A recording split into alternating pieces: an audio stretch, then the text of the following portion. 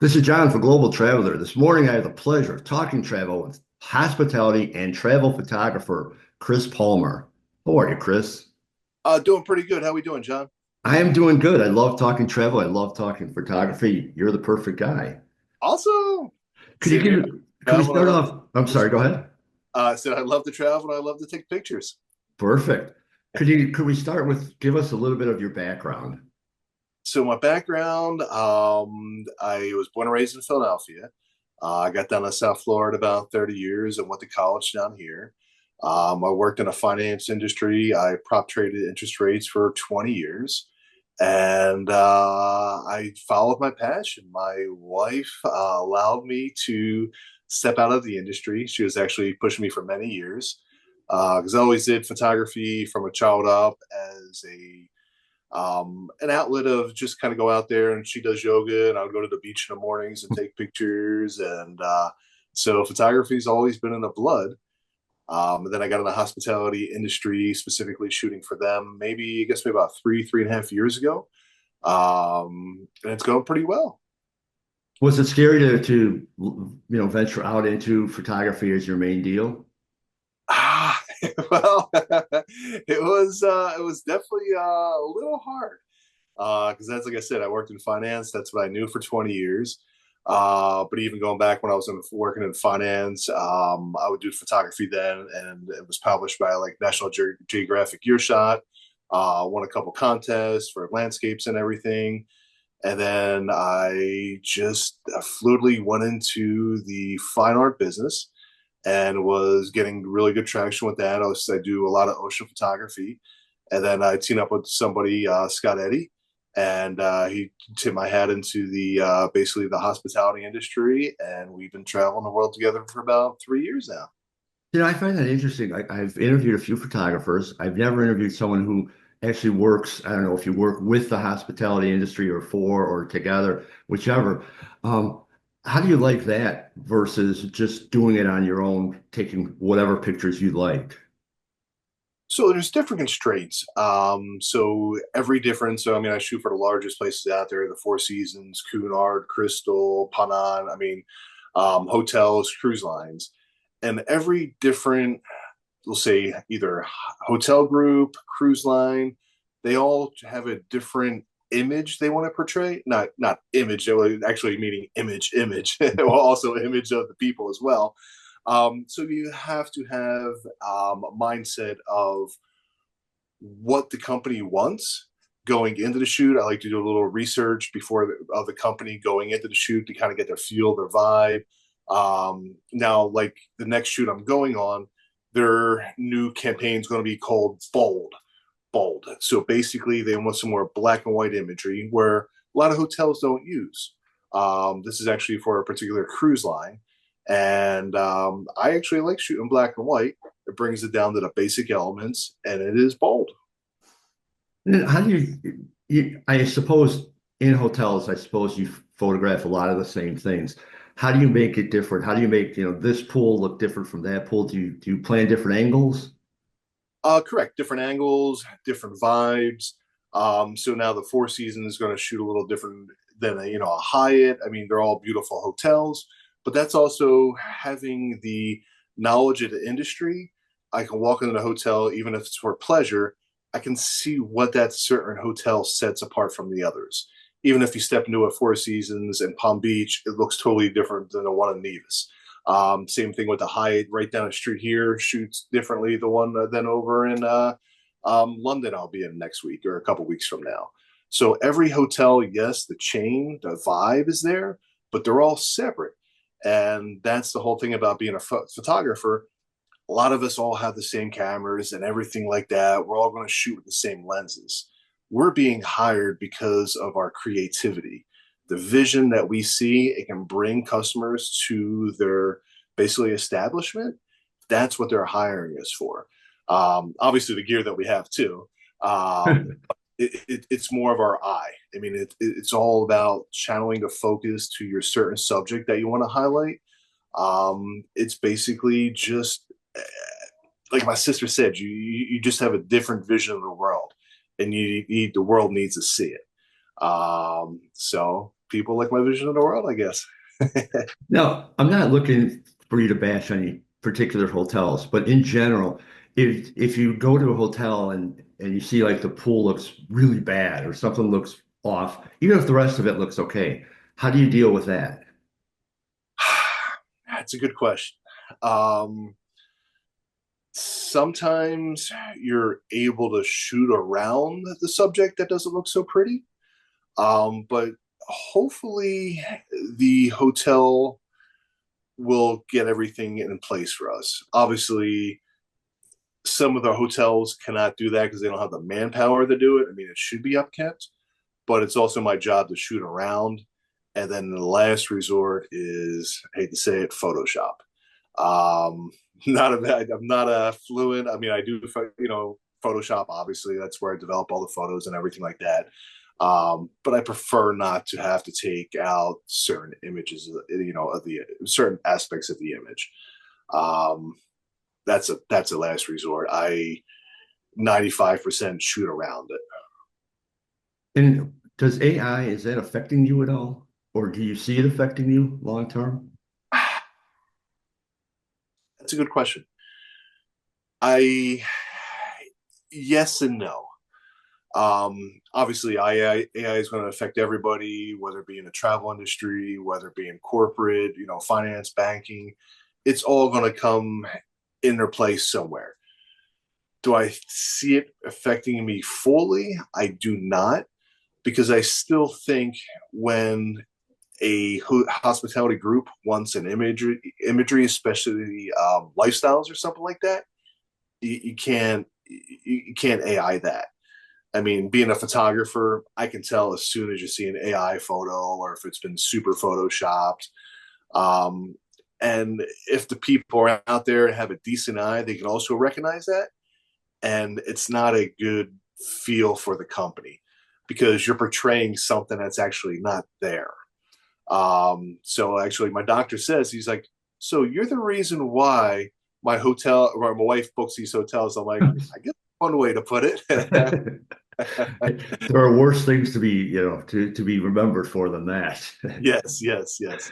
No, so when you're taking picture, I'm sorry, when you're seeing something and then you see pictures of the hotel that you didn't take, do you sometimes look at it and go, boy, they should have done this? Obviously every photographer is different, but do you see different things than another photographer might? Yes, yes, 100%. Every photographer shoots differently, edits differently. I mean, everybody's got an iPhone out there. So basically, everybody has a camera in their hands. But it's how you see it. That's like I said, going back to a couple questions ago. That's my vision. That's really why they're hiring me, for the creativity aspect of it. And everybody's got a different play. There's many millions of photographers out there. Everybody's a photographer nowadays, like I say, with their iPhones. But you have to bring the creativity. You have to create the vision, and also you have to get in line with the vision of the company that you're shooting for.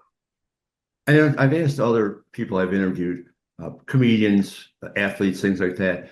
Do you ever accept a job or look for a job just so that you have the chance to travel to that place? But definitely. I think it's smart, but I mean, if they're willing to, bring me to a destination I've never been to, or even been to the destination that it was, so to say, I'm a little not leery of going, but it wasn't, on my bucket list, so to say. Sure. I don't take every job, but if it's interesting and if I think both of our worlds can combine to collaborate and get the assets that the company needs, yes. Yes, there are times that you have to turn down jobs that don't in line with what what you can bring for them, I guess, or what they can bring for you as well too. yeah, I was just going to ask about that, so you answer that as well.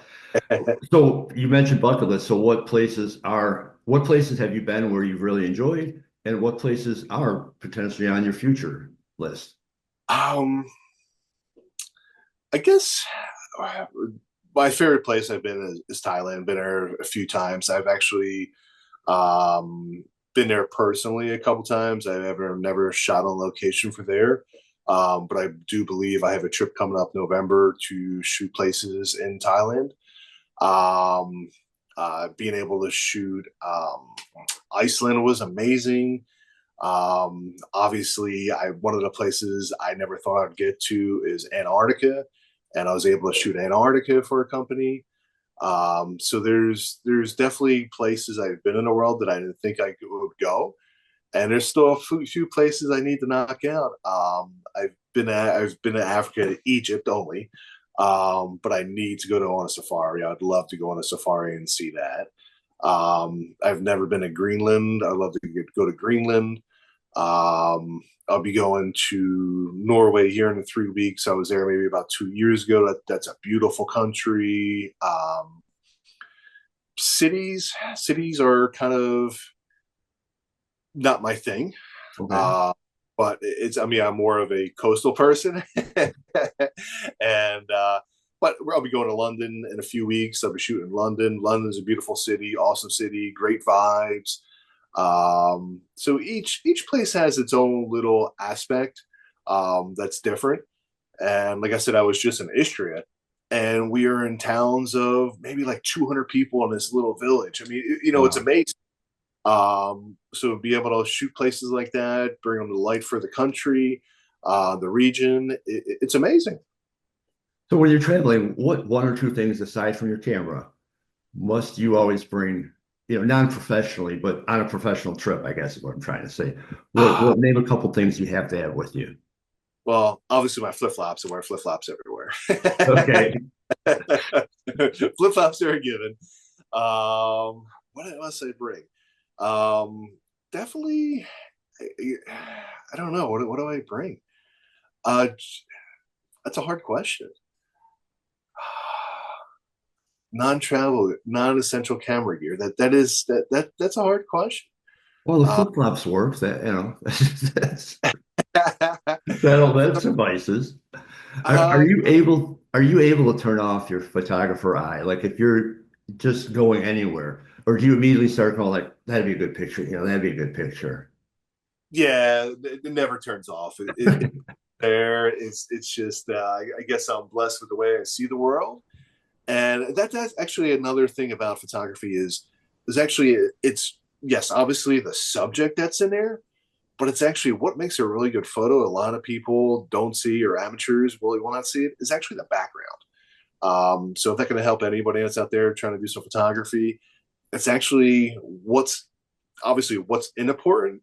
Whatever, obviously, what is in the frame is it very important, but what's not in it actually makes it the frame good. So yes, you could be walking down the street and you see something with your iPhone, you click it, or you're just sitting there walking with your wife and you get a good selfie or something like that. It never turns off. No, what do you mean by what's not in the picture is sometimes better? Like the background.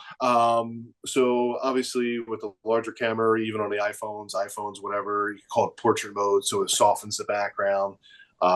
Bigger camera, the aperture, you can go around there. So basically, if you just want if you're taking a city shot of a person, and there's just so many people in the background, but you do want to gotta give an idea of where, so to say, you get the London Tower Bridge behind you.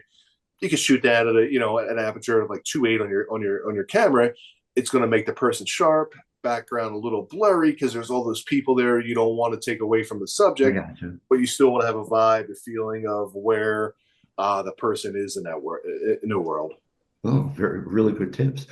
Um, well, do you have, you already gave a couple of tips. Do you have any other travel or photography tips? Lighting, lighting is key. I mean, lighting is you can't take a picture in the dark. Then you have to use a flash, and that's all photography is honestly just. I mean, it's light. Same thing with the background. Good lighting is going to set basically if you go to the beach and you take a picture at midday, it's going to be a cool picture. It's going to be beautiful. But then if you go out there at sunrise or sunset, all the different tones, colors, horizon line, it all comes into play. So when shooting for a resort, a cruise line, you do have to tailor certain shots around the vibe they want. You know what I'm saying? If you want moody, super moody for food and beverage. F&B, basically, I'll bring in lighting for that, so it's just hitting it just a certain way. You have super controlled lighting. But then if you want more of a brunch vibe, sitting on a patio overlooking the ocean, you got to shoot that basically during the day. In the morning, get the kind of like soft light coming in. And then same thing with the pool. I mean, granted, you can get some awesome pool, nighttime photo shots of the pool, but it's generally a little more lively during the day. But then the problem comes in if there's everybody there using the pool, it's kind of hard to shoot because I don't shoot guests in there. Otherwise, they would have to shut the pool down Oh, or right, right. early morning light and get the different vibes out there. So that is one of the nuances of the industry where we're never really, sort of say honestly, shooting an empty hotel. Sometimes F&B restaurants and everything, rooms. That's all kind of easy to negate because if the hotel has 5 different restaurants, usually they're not all open at the same time. True. So we go an hour, 2 hours before, get the shots that we need, go out, leave there. The same thing with the rooms. Shooting on cruise lines, it's also obviously better to shoot when the cruise ship is not full of passengers. So not good for company, good for me is when they don't have full capacity. Yeah. So it's good. But shooting on a cruise is amazing. The staff that we generally work on in a cruise industry, absolutely amazing. Shooting on a cruise versus shooting at a hotel, two totally different spectrums. Staff on a cruise, there's usually generally more of them. And sometimes in a hotel, I'm not going to say there's not as many, but in a cruise, they generally have way more staff on board that can help with the assisting of the shots and getting the food ready or lighting ready or a room prepped or whatever it is. So there is generally more staff available on a cruise. Hmm. Now you do more photography than just luxury brands and hotels and cruises and all that. You actually just do a lot of scenic photography. I saw you did some ocean. I know you've been to many Yeah, countries. Could you talk yeah, a little bit about that? yeah. So ocean is definitely a passion of mine, and I do a lot with underwater housings. So I love to get like split shots, basically above and below the surface. Just a cool aspect of it. You're just bringing like two worlds combined together. And the ocean is actually one subject that you could be completely immersed in your subject. So just imagine being out there in the ocean. You're actually in the subject that you're shooting as that sun is rising or setting, or you're out there shooting waves. So you're just in a barrel wave, capturing it right down the line. I mean, it's such an amazing feeling being immersed, being engulfed in your subject. It's absolutely an amazing feeling. It's amazing. I've been on your website. I've seen obviously on social media as well. You have some beautiful photography, and especially I love the ocean stuff. The other stuff is great.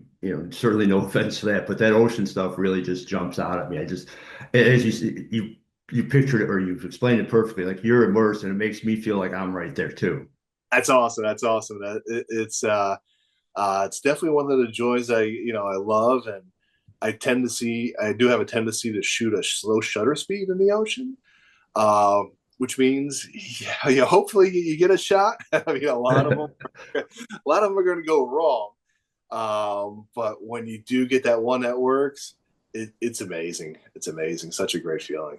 That's what I hear from either other photographers. When you get that one banger shot, that's the key.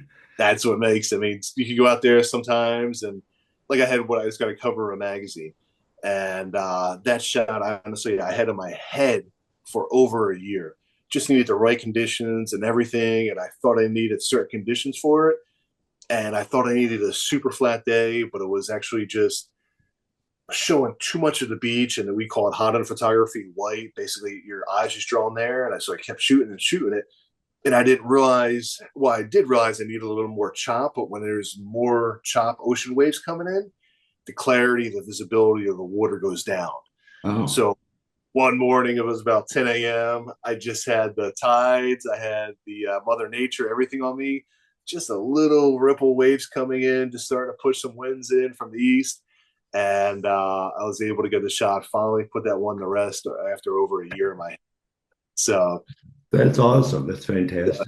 So The the same thing photo, with go the ahead. hospitality industry as well. It goes for the ocean. We have a vision, and we just try to create it. I just, again, I love the photography. I love what I've seen. Before I let you go, tell everybody where they can find out more information about you so they can see the beautiful pictures that you're taking. Well, thank you, John. I appreciate you having me today, sir. Thank you so very much. My travel stuff is cwarrentravel.com, and my fine art ocean is cwarrengallery.com. And they're both on Instagram as well. C Warren Travels and C Warren Gallery on Instagram. Will there ever be a book? It's slowly in the works, and that's actually one of the hardest things as a photographer is what the world actually sees of mine. Go and be like, I'm sitting there editing. The wife will be like, "Oh my God, that's such a beautiful shot." And photographers are generally usually their worst critics Sure. and on ourselves. So I guess sometimes it's really hard to release that photo in the world because you think it's amazing, you think it's perfect, and then we're talking to Instagram, Facebook, reality Well, life, where wow, that shot had took me a year to get, you know what I'm saying? Then you get a couple hundred likes or something like that, and then you take a snapshot, like okay, whatever, it's an okay picture, and it's blowing up out there, So but that's the thing about photography. It's all about emotions, and everybody has different emotions. So what my emotional connection to that image is, whether it be an ocean picture, whether it be a hospitality photo, everybody has a different connection to what they like. Chris, listen, I really appreciate your time. I really appreciate your enthusiasm for photography, for travel photography. And I thank you for bringing a lot of great pictures. You've certainly helped the travel industry. And on behalf of all the travel industry, I thank you. Thank you so very much, John. I appreciate your time, sir. I hope you have a fantastic morning. You as well, my friend. Thank you, sir. Appreciate it.